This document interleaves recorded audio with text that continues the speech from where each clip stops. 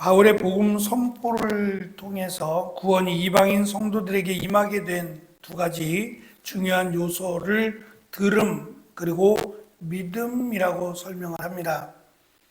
예수님께서도 비유의 말씀을 많이 하셨는데 그 가운데 씨 뿌리는 비유가 가장 기본적인 그리고 가장 알아야 될 말씀으로 강조하셨는데, 씨를 뿌린다는 것은 말씀을 들음을 의미합니다. 그래서 예수님께서 너희가 말씀을 들었으나 라고, 말씀을 아예 듣지 못했다면, 알지 못했다면 그렇게 책망을 듣지 않았을 겁니다. 말씀을 들었음에도 불구하고 믿음이라고 하는 열매가 없어서 결국 그들에게 구원이 임하지 않았음을 안타까워하셨습니다. 하나님께서 예정하신 구원은 사도 또는 제자들을 통해서 예수 그리스도에 대한 복음을 선포했다라고 하는 것을 전제로 해서 이 복음을 듣고 믿음으로 그 구원이 현실화된다라는 것을 사도 바울은 강조하고 있습니다. 그 가운데 들음과 믿음 가운데 그럼 들은 사람들은 다 믿느냐? 그렇지 않죠. 그래서 앞에서 하나님의 예정하심을 설명했고 또 믿게 되는 것이 은혜라고 강조한 바 있습니다. 그리고 무엇보다 그 구원이 시작이 됐지만 아직 완성이 되진 않았어요. 우리가 지금 구원받은 그 상태로 살아가고 있긴 하지만 마지막 예수님이 다시 오실 그때까지 믿음이 있어야 합니다. 그때의 믿음, 그 믿음으로 말미암아 구원을 받기 때문입니다. 물론 하나님이 택하신 자라고 하는 기준에 의하면 그들은 분명히 구원을 받을 거예요. 그러나 구원받은 것 같은, 11세에서 강조하는 것처럼 구원을 받은 것 같으나 정작 예수님이 오셨을 때 난 누군지 모르겠다라고 하실 그러한 사람도 있을 거라는 거죠. 그것은 성령을 속인 겁니다. 믿는 것처럼 그렇게 다른 사람에게 인정을 받을지라도 중요한 것은 그가 정말 예수님을 인자와 메시아로 믿지 않으면 성령은 그와 함께하지 않습니다.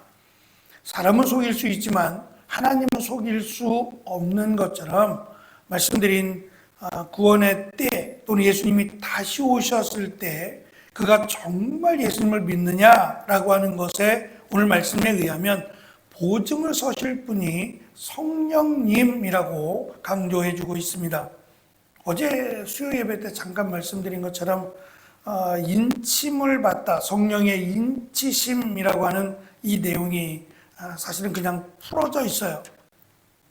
그래서 이런 부분들은 조금 가로를 좀 해놓고 도장이라든지 이렇게 좀 해줬으면 어떨까라고 하는 아쉬움이 남습니다. 어쨌든 인침이라고 하는 것은, 도장을 찍는다라는 것은 당시에 누구도 알만한, 왜냐하면 당시에 소유권을 나타내는 표시가 이 인 또는 도장이었고, 주로 도장은 돌이나 단단한 돌이나 귀금속으로 만들어졌어요. 왜냐하면 지금처럼 인주가 있어서 인주에 찍고 도장을 찍는 게 아니라 새겼어요.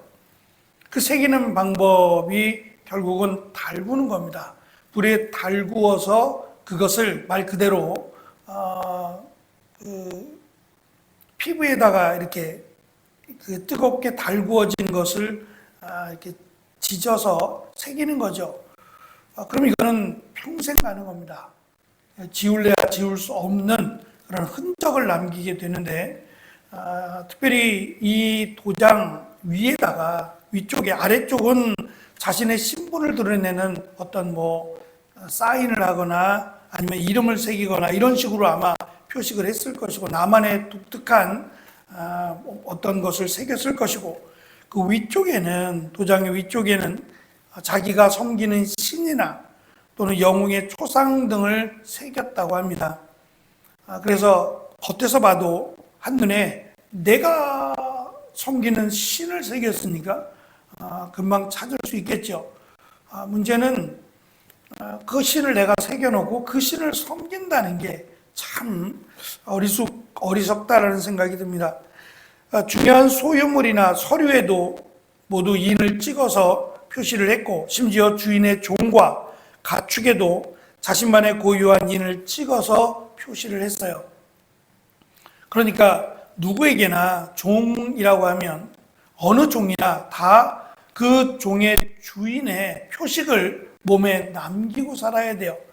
사실 이 고대 사회보다 훨씬 더 이전에 우리가 아는 구약 성경에서 하나님께서 하나님의 백성들을 이렇게 구별하고 하나님의 백성됨을 표시했던 것이 있어요. 우리가 잘 아는 할례입니다.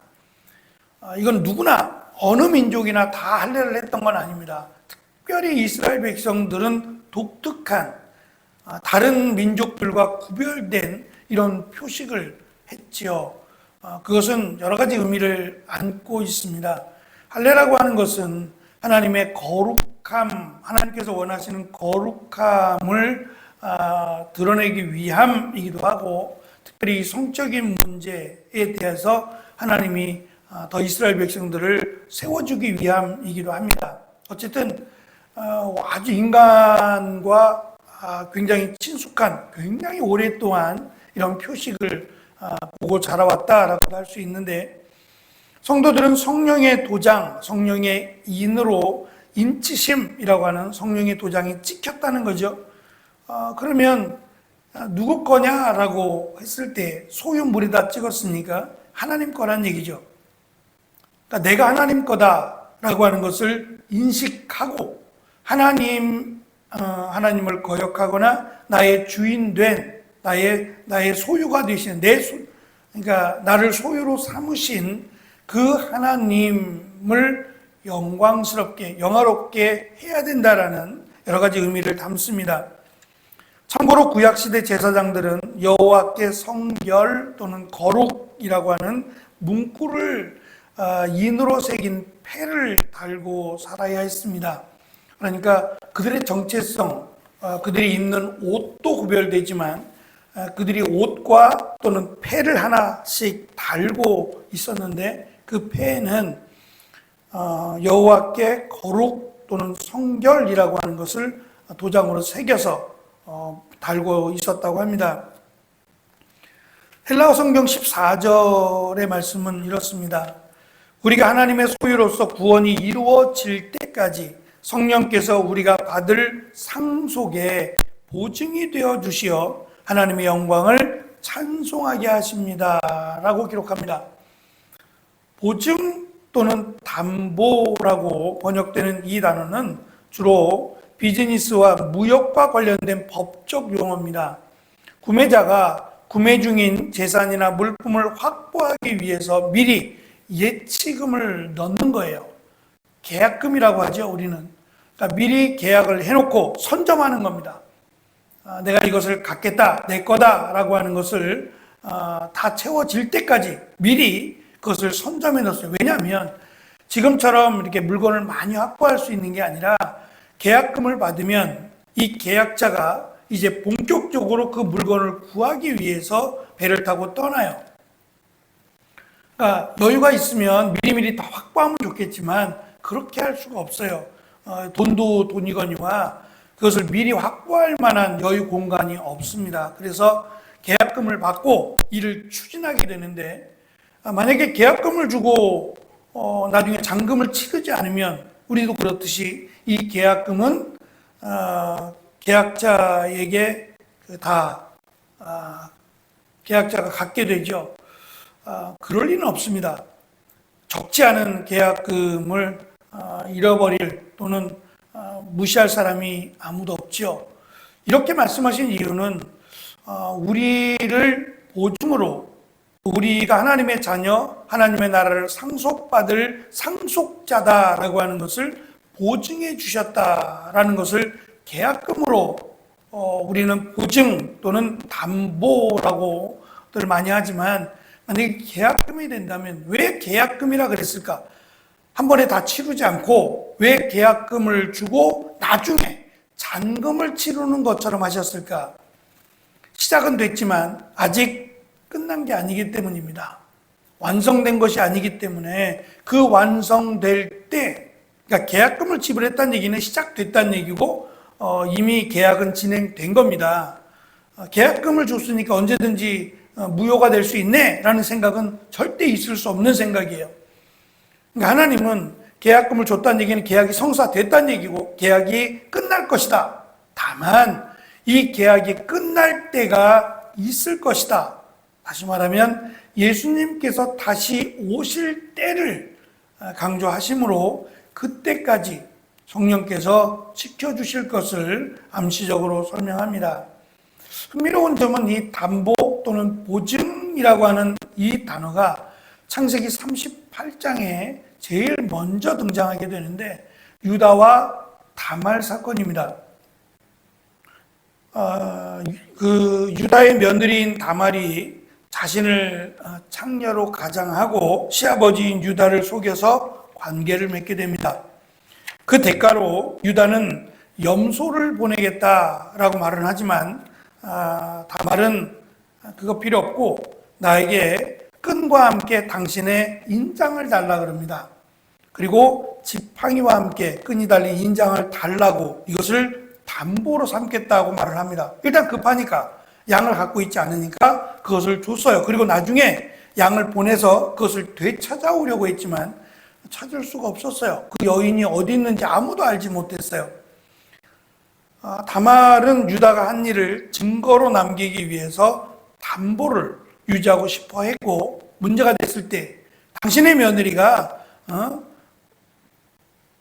그 죄를 져서 아이를 갖게 됐다고 했을 때에 이 여인을 죽여야 된다라고 했을 때 그때 이 담보물을 제시함으로 살게 됩니다. 그만큼 이 담보 또는 보증이라고 하는 것은 당시에는 무엇보다 가장 강력한 증거가 되었습니다. 사도 바울이 이 단어를 사용한 이유는 하나님께서 자기 백성을 매우 귀하게 여겨서 계약금을 지불했고 거래가 이행되었다. 그러나 이 거래가 완벽하게 이루어진 것이 아니라 완벽할 때가 있을 것이다. 그러나 걱정하지 말아라 라고 하는 것을 강조합니다. 성도의 구원에 대해서 성령의 인치심으로 확증해 주는 분이 하나님이시다라고 하는 사실은 성도의 구원이 하나님의 계획 가운데 존재하는 현재적 실체라고 하는 것을 강조합니다. 그래서 구원은 뜬구름 잡기식이 아니라 성령께서 예수 그리스도와 하나님과 성령께서 함께 하시는 누구도 예외됨이 없고 또 누구도 변경할 수 없는 하나님의 계획, 하나님의 은혜임을 강조하고 있습니다. 이 단어가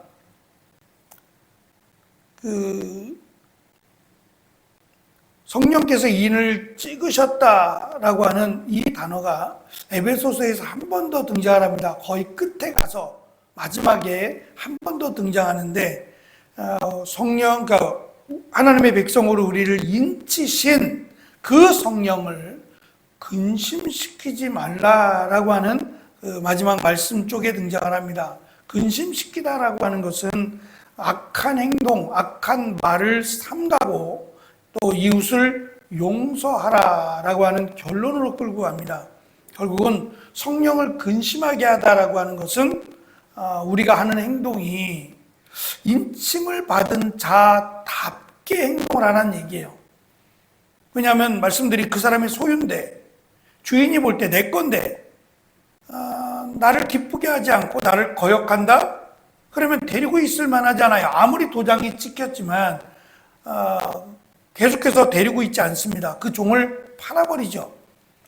말을 안 들으면 내 소유물인데 나의 영광을 가리우거나 나를 욕되게 만든다면 주인이 그 종을, 그 물건을 팔아버리죠. 그러니까 그런 경고가 담긴 내용이에요. 그러니까 성령을 근심하게 하다라고 설명을 했지만 사실은 성령님을 욕되게 하다, 보증을 섰는데 그 보증을 선 성령을 욕되게 하는 경우가 생기지 않도록 그것이 말과의 행동을 삼가고 이웃을 용서하라라고 하는 말씀으로 그렇게 어렵지 않잖아요. 그러니까 이러한 부분으로 마지막 때까지 살아갈 것을 권면하고 있습니다. 어쨌든 하나님의 역사, 우리의 우리에게 구원을 허락하신 하나님의 역사는 예수 그리스도를 통해서, 하나님의 계획과 예수 그리스도를 통해서, 그리고 성령의 보증하심으로 이루어진 놀라운 하나님의 은혜다라고 하는 것을 사도 바울은 강조하고 있습니다. 이 은혜가 사순절을 보내고 있는 우리에게 더욱 충만한 오늘 하루가 되시기를 축원합니다. 기도하겠습니다.